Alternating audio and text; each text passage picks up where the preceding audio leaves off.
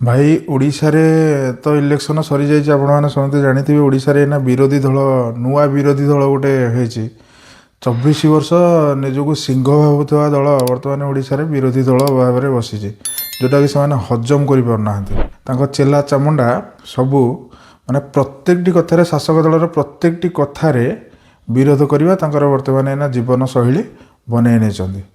ପ୍ରକୃତରେ ସେମାନଙ୍କର ମେଣ୍ଟାଲିଟି କ'ଣ ଆପଣମାନେ ଜାଣିଛନ୍ତି? ମେଣ୍ଟାଲିଟି କ'ଣ ଟିକେ ଏଇ ଭିଡ଼ିଓଟା ଭଲ ଭାବରେ ଦେଖନ୍ତୁ, ଆପଣମାନେ ଠିକରେ ବୁଝିପାରିବେ ତାଙ୍କ ମେଣ୍ଟାଲିଟି କ'ଣ।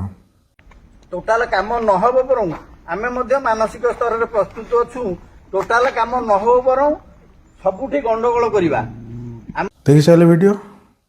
ଏଇଥିରୁ ଆପଣମାନେ ଚିନ୍ତା କରନ୍ତୁ ଯେ ସରକାର ବର୍ତ୍ତମାନ ଯେଉଁ ଶାସକ ଦଳ ଅଛି, ସରକାରର ପ୍ରତ୍ୟେକଟି କଥାରେ ଝଗଡ଼ା କରିବା ଆଉ ବିରୋଧ କରିବା, ସେ ବର୍ତ୍ତମାନ ଏଜେଣ୍ଡା ହିଁ ତାଙ୍କର ସେଇଟା ସେଟ୍ କରିନେଇଛନ୍ତି ଯେ ସେ ପ୍ରତ୍ୟେକଟି କଥାରେ ହିଁ ଝଗଡ଼ା କରିବେ ଆଉ ସରକାରକୁ ବିରୋଧ କରିବେ।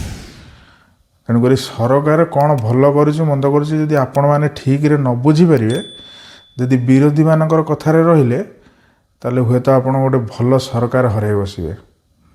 ତେଣୁକରି ଯାହା ବି କହୁଛନ୍ତି ସେମାନେ, କିମ୍ବା ଯାହା ବି ଯେଉଁଟାକୁ ବି ବିରୋଧ କରୁଛନ୍ତି, ଆପଣ ଆଗେ ନିଜ ବୁଦ୍ଧି ଖଟାନ୍ତୁ, ନିଜେ ଚିନ୍ତା କରନ୍ତୁ ସରକାର କେଉଁଟା ଠିକ୍ କରୁଛି କେଉଁଟା ଭୁଲ କରୁଛି। ସେମାନେ ମାଇଣ୍ଡ ସେଟ୍ କରିନେଇଛନ୍ତି ବିରୋଧୀ ଦଳ ଯେ ପ୍ରତ୍ୟେକଟି କଥାରେ ଆମେ ଝଗଡ଼ା କରିବା, ପ୍ରତ୍ୟେକଟି କଥାରେ ଆମେ ବିରୋଧ କରିବା।